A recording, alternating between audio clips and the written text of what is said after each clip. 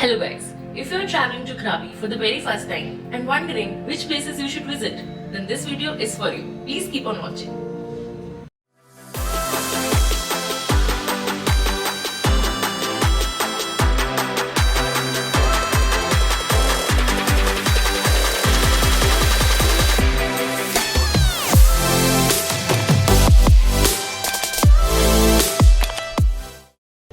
Okay guys, तो पहले हम फुकेत से गए क्राबी जाने में हमको ऑलमोस्ट 4 to 5 आवर्स लगे, जिसके लिए मैंने कैब बुक करी थी, जिसका लिंक मैं आपको डिस्क्रिप्शन बॉक्स में दे दूंगी। ठीक है, फिर हम वहां पहुंचने के बाद सबसे हमको ऑलमोस्ट शाम हो गई थी, जिसके लिए सबसे पहले हमने जाकर चेक इन करा।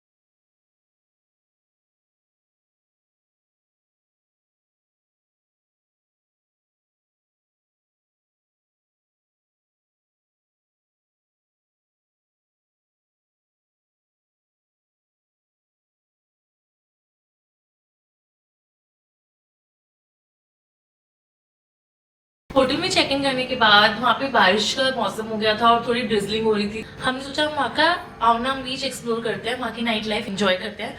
तो जब हम आवनांग बीच पे गए तो वहाँ पर काफी एज कम्पेयर टू पटाया काफी शांति थी और म्यूजिक भी वहाँ पर लाउड नहीं था ज्यादा, और आपका क्लबिंग वगैरह वहाँ पर पटाया के कंपेरिजन में बहुत कम थी।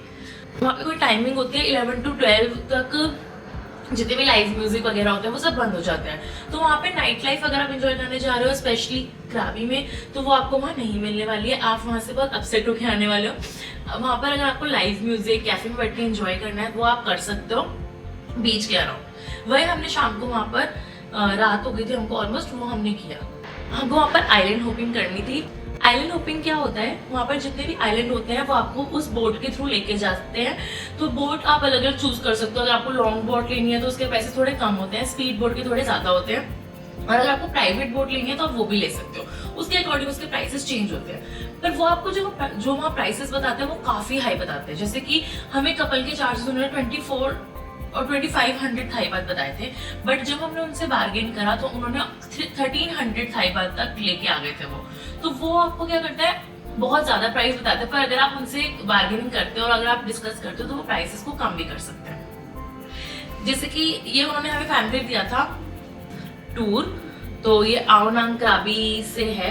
इसमें इन्होंने हमें ये वाले सारे आइलैंड्स जो हैं, जिसमें था बैम्बू आइलैंड, मंकी बे और माया बे और वाइकिंग केव, हमें कवर कराई थी। आप दोनों जगह से आइलैंड होपिंग कर सकते हो, आवनांग से भी और फुकेत में पटाया बीच से भी। अब दोनों जगह से आइलैंड होपिंग होती है। जो बीचेस उसके पास पड़ते हैं वो उधर से होता है, इधर से जो बीचेस पास पड़ते हैं वो आपको यहाँ से कराते हैं। तो हमें ये वाला उन्होंने आइलैंड कवर करवाए थे। वहाँ पर आपको पैकेजेस की कोई दिक्कत नहीं आने वाली। वहाँ पर बहुत सारे ऐसे शॉपकीपर्स होते हैं जो ये इस तरह का पैकेज प्रोवाइड करते हैं। जैसे इसमें उन्होंने यहाँ पर हमें जो करवाए थे, इसका इन्होंने मेंशन कर रखा है 2800 थाई बात, पर इन्होंने हमसे सिर्फ 1200 थाई बात लिए थे। तो इस तरह के पैकेजेस आप वहाँ बुक कर सकते हो। और अगर आपको उनका नंबर वगैरह चाहिए तो ये उनकी डिटेल्स भी हैं, इनसे ही हमने किया था। इन्होंने हमारे, लेकिन आप वहाँ पे काफी जगह पता कीजिए, क्योंकि पहले जो हमने पता करा तो उन्होंने हमें 2500 से कम नहीं बोला। उन्होंने बोला 2500 लगेंगे ही लगेंगे, लेकिन जब हमने दूसरी जगह पता करा तो उन्होंने 1300 थाई बात करा। तो वहाँ पे नेगोशिएशन काफी अच्छे से हो सकता है और वो आपके प्राइसेस काफी कम कर देते हैं, तो आप वो पता कर सकते हो। Like lagoon.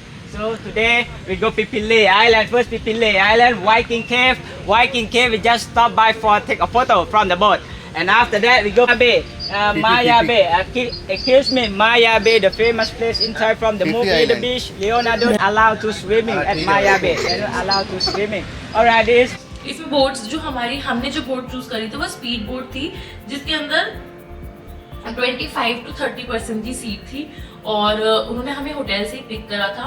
तो सबसे पहले हम बैम्बू आइलैंड गए। बैम्बू आइलैंड में बहुत ही शांत छोटा सा बीच आइलैंड था। वहाँ पे रहने का कोई इंतजाम नहीं था। वहाँ पर हमने स्विमिंग करी और टाइम से उन्होंने हमको आधा घंटा दिया। वो बोला आप आधे घंटे में बोट पे आ जाइए।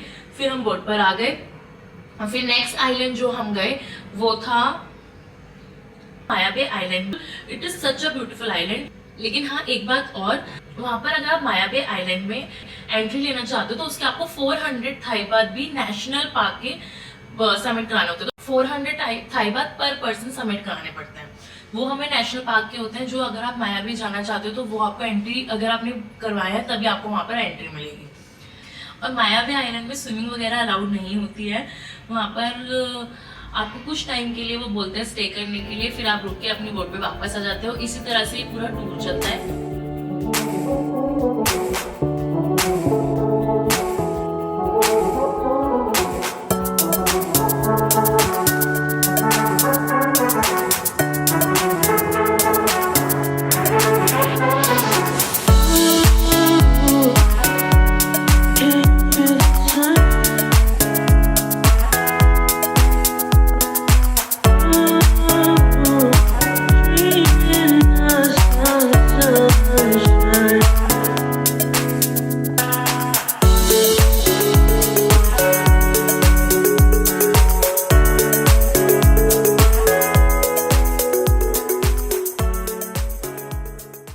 ठीक है, फीफी आइलैंड क्या है? फीफी आइलैंड में घर हैं, वहां पर आप स्टे भी कर सकते हो। फीफी आइलैंड में कोई मोटर बाइक वगैरह अवेलेबल नहीं होती है, आपको वॉक करके ही इधर से उधर जाना पड़ता है।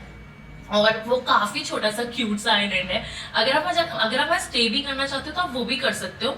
वो उसके लिए आप डायरेक्ट कोई बोट वगैरह कर सकते हो from Ao Nang beach to Phi Phi island और वहीं पर स्टे कर सकते हो और फिर वापस उसी बोट के थ्रू आ सकते हो या अपना पैकेज बुक करा सकते हो।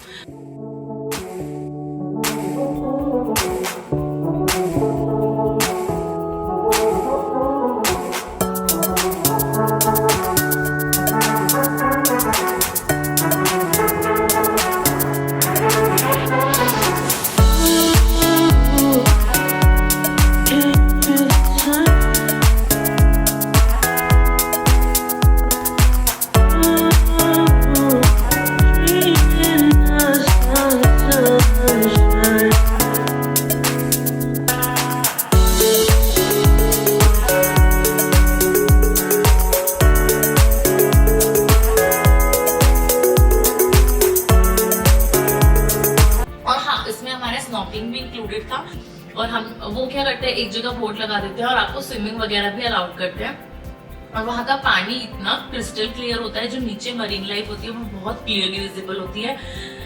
अगर आप लोग जा रहे हो तो आइलैंड होपिंग जरूर करना, डोंट मिस दिस एक्सपीरियंस।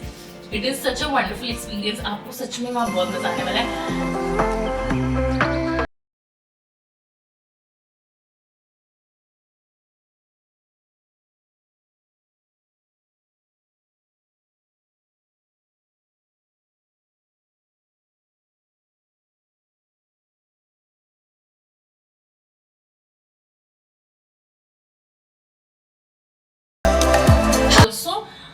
जो हमारा होटल था वो ओनली 1 किलोमीटर का डिस्टेंस था आवनाम बीच से, तो आप आराम से वॉक करके आवनाम बीच को जाकर एंजॉय भी कर सकते थे। तो ये हमने अपने फर्स्ट डे पे करा क्राबी के। वेदर कंडीशंस अच्छे होने की वजह से आप वहाँ एंजॉय भी कर सकते हो, पर आप अवॉइड करना कि आप रेनी सीजन में वहाँ मत जाओ, क्योंकि अगर आप रेनी सीजन में जाते हो तो आप वहाँ पे आइलैंड्स वगैरह में इतना एंजॉय नहीं कर पाओगे जितना आप नॉर्मल विंटर सीजन में, जैसे कि अगर आप दिसंबर, नवंबर, जनवरी, फरवरी जा रहे हो तो this is the best time to visit.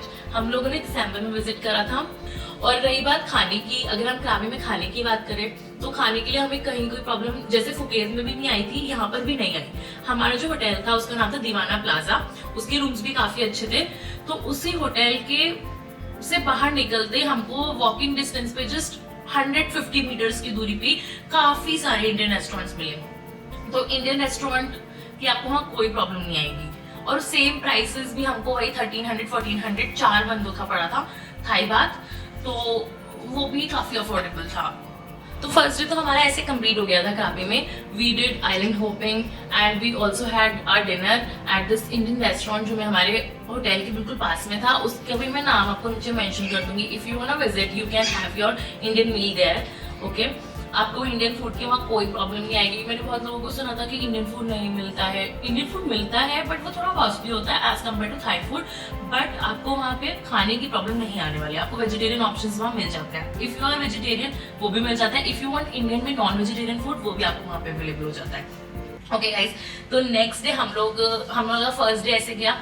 First day फिर उन्होंने हमें ड्रॉप कर दिया था। ड्रॉप करने के बाद हम लोगों ने नेक्स्ट डे का प्लान किया। नेक्स्ट डे हम लोग गए the tiger cave temple.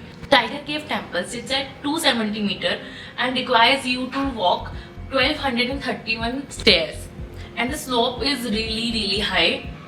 It's very difficult I feel, क्योंकि वहाँ पर क्या है ना, स्लोप काफ़ी हाई है और आप थक भी जाते हो, तो आपको वहाँ धीरे धीरे जाना होता है। ऑलमोस्ट आप 2 घंटे का टाइम लेके चलिए। 2 घंटे में आप ऊपर से नीचे आ जाएंगे, लेकिन वो पूरा मंदिर का जो कैंपस है वो भी आप घूमोगे तो आपको ऑलमोस्ट वहाँ पे 2 to 3 आवर्स मिल जाएगा। बट अगर आप स्टेयर्स चढ़ के जाते हैं तो it is such a wonderful place to visit. 1231 stairs climbed to be a challenge for you guys, I must say. We were so tired, और उस टाइम क्या होता है, आप जब चलते हो तो काफ़ी स्वेट होता है, तो आप अपने आप को हाइड्रेट रखो, वाटर वगैरह लेके जाओ। और लेकिन वो जो आपका एक्सपीरियंस होगा ना, वो स्टेयर्स क्लाइंब करना, वो वर्थ वॉचिंग होगा और आप वहाँ ज़रूर जा सकते हो। वन थिंग जो वहाँ पे एंट्री है, अगर आपने शॉर्ट्स वगैरह पहनी है और या फिर आपने स्लीवलेस ड्रेसेस पहनी है, तो you have to cover yourself. They will provide you some straw और scarf and they will charge 10 to 20 Thai baht for that, and you can return it after coming from the temple. तो ये आपको problem अगर आपने पहना है तो आपको प्रॉब्लम नहीं होगी। अगर आप नहीं वो स्कार्फ वगैरह लेना चाहते तो आप अपना कोई स्कार्फ वगैरह कैरी कर सकते हो या उस तरह की ड्रेसेस पहन सकते हो जो वहाँ पर टेम्पल में अलाउड है। वहाँ पर आपको उनका थाई कल्चर का आर्किटेक्चर दिखेगा और काफ़ी पुराने उनका जो कल्चरल टेम्पल्स हैं वो बुद्धा को मानते हैं। टाइगर और वहाँ टाइगर की पूजा होती है, तो आपको टाइगर का भी टेम्पल दिखेगा। तो इट्स अ वंडरफुल टेम्पल, आपको वहाँ पे विजिट करना चाहिए। Also the view is worth watching, view बहुत सुंदर है। तो क्राबी ओवरऑल बहुत ही छोटा सा टाउन है, but it is so beautiful. वहाँ पे आपको माउंटेन्स भी दिखेंगे, बीचेस भी दिखेंगे। हम स्कूटी से ही अपने होटल से टाइगर केव टेम्पल गए थे और हमने वहाँ पर नीचे का जो भी मंदिर था उसको अच्छे से घूमा। तो आपको 3 to 4 आवर्स लग सकते हैं आप अच्छे से अगर एंजॉय करना चाहो, और 2 आवर्स आपको ऊपर से नीचे आने में। अगर आप ऊपर थोड़ा स्टे करते हो तो 2-3 आवर्स आपको वहाँ लगते हैं और नीचे के टेम्पल में आपको 1 आवर लगता है। तो ऐसे करके आपको वहाँ पर टाइम लगता है। तो वो दिन हमने वहाँ पर एंजॉय किया।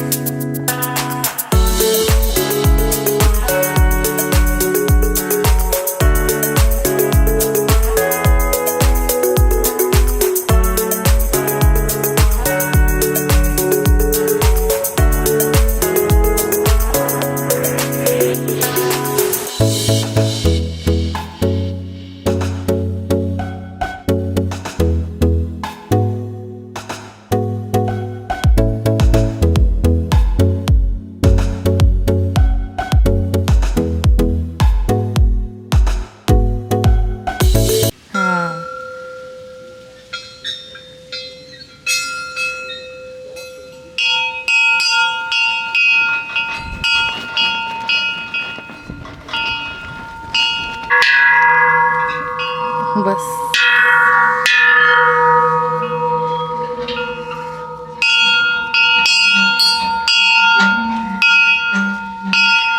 तो ये हमारा पूरा क्राबी का वो था। उसके बाद हम होटल आए, हमने होटल में स्विमिंग वगैरह करी, होटल में हमने थोड़ा एंजॉय किया।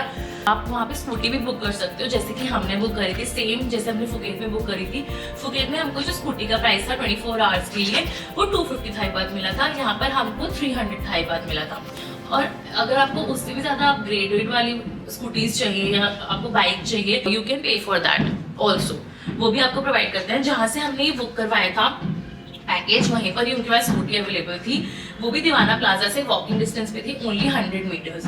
तो वहाँ पर अगर आप हो तो आप उधर जाके स्कूटी वगैरह बुक कर सकते हो इजीली, और वो आपको हेलमेट वगैरह प्रोवाइड करते हैं जिसकी, और वो आपसे कुछ सिक्योरिटी अमाउंट सबमिट करवाते हैं। आप चाहो तो अपना पासपोर्ट भी रख सकते हो, पर फॉर सेफ्टी हमने अपना पासपोर्ट नहीं रखा था। उन्होंने कुछ हमसे 1000 और 1300 थाई बात ऐसे सबमिट करवा लिए थे स्कूटी के सिक्योरिटी अमाउंट के लिए। और जो जितना पेट्रोल वो आपको भर के देते हैं वही आपको उनको देना होता है। अगर आप जितना भी ट्रैवल कर रहे हो उसके बाद आपको उतना पेट्रोल उनको डालकर देना होता है, वो बहुत ईजी है। पर वन थिंग गाइस, वहाँ इंडियन लाइसेंस के साथ आप राइड नहीं कर सकते हो बाइक, तो अगर आपके पास नहीं है तो होप आपको वो ना पकड़े, और अगर वो पकड़ेंगे तो आपसे फाइन लेंगे। तो अच्छा यही होगा कि आप अपना इंटरनेशनल लाइसेंस बना के चले, क्योंकि अगर आपके पास इंटरनेशनल लाइसेंस है और वो आपको पकड़ते हैं, क्योंकि वो आपको पहचान जाते हैं आप टूरिस्ट हो, तो अगर वो आपको पकड़ते हैं तो इंटरनेशनल लाइसेंस के साथ वो आपको बिल्कुल भी कोई फाइन नहीं देना होगा, कोई प्रॉब्लम नहीं आएगी, काफी स्मूथ रहेगा। ऑल्सो गाइज, मुझे थाईलैंड में एक चीज़ बहुत अच्छी लगी, अगर आप लोगों का जैसे सपोज आप 13 को वहाँ पे स्टे कर रहे हो और आपको 13 का टाइम है सुबह 11 तक, लेकिन आपको 13 शाम तक प्राग में रुकना है, घूमना है, तो आप क्या कर सकते हो, अपना लगेज हमेशा होटल में सबमिट करा सकते हो। वो लोग आपका लगेज वहाँ पे रख लेते हैं, और जब आप घूमकर वापस आते हो, आप निकलना चाहते हो, तो आप उनसे लगेज ले सकते हो। तो ये सर्विस काफ़ी हेल्पफुल थी, हमको वहाँ पे कोई क्लॉक रूम वगैरह नहीं ढूंढना पड़ा। होटल्स वाले काफ़ी हेल्पफुल होते हैं वहाँ पर, उन्होंने हमारा लगेज हमेशा सबमिट कर लिया। जैसे जिस दिन का हमारा चेकआउट था, हमें घूमना था, तो उन्होंने हमारा लगेज सबमिट कर लिया और आकर हमने उनसे कलेक्ट करके अपना नेक्स्ट डेस्टिनेशन पे हम लोग चले गए। तो ये काफ़ी हेल्पफुल टिप है। अगर आप लोग कुछ ऐसा प्लान कर रहे हो तो आप ज़रूर अपना लगेज होटल में रख सकते हो। और अगर आपको वहाँ पर कोई सिम वगैरह खरीदनी है तो हमने वहाँ ये डीटेक की सिम खरीदी थी, जो कि हमको कुछ पड़ी थी 300 थाई बात में, और हमको ये फुकेत एयरपोर्ट से ही मिल गई थी। अगर आप लोग चाहो तो आप भी ये सिम ले सकते हो, इसके नेटवर्क वगैरह में हमें कोई प्रॉब्लम नहीं आई थी। ऑल्सो ये आपको अनलिमिटेड डेटा प्रोवाइड करता है 1 डे के लिए। इंटरनेशनल कॉलिंग आपका कुछ 30 मिनट्स का होता है। This is it. तो हमारा क्राबी का यही था। हम फिर क्राबी से बैंकॉक गए, जिसके लिए हमने बस बुक करी थी। जो हमने बस बुक करी थी वो बस इतनी लग्जरियस थी, उसका लेग स्पेस वगैरह काफ़ी ज़्यादा था, और उसका हेडरेस्ट और सीट्स बहुत कंफर्टेबल थी। मतलब हमारा नाइट का सफ़र था, हमको ऑलमोस्ट 8 आवर्स लगे होंगे, 8 to 10 आवर्स बैंकॉक पहुँचने में, लेकिन हम सोते सोते गए, हमें पता ही नहीं चला। उसके लिए हमने क्राबी बस टर्मिनल से बस बुक कराई थी, जिसका कॉस्ट मैं आपको मेंशन कर दूंगी कितना पड़ा था। आप रात को सोते सोते जा सकते हो, आपका नेक्स्ट डे भी इसमें खराब नहीं होता है, और हमको काफ़ी कंफर्टेबल लगा था। ऑल्सो वो आपको इसमें फूड भी इंक्लूड करते हैं और आपको स्नैक्स वगैरह भी प्रोवाइड करते हैं, तो वो सर्विस भी आप इसमें अवेल कर सकते हो। क्राबी का एक्सपीरियंस बहुत अच्छा था गाइज। अगर आप बीचेस वगैरह एक्सप्लोर करना चाहते हो तो ये बहुत ही अच्छी जगह थी, आप ज़रूर जाना। Also, if you find this video helpful, then please do like this video and subscribe to my channel.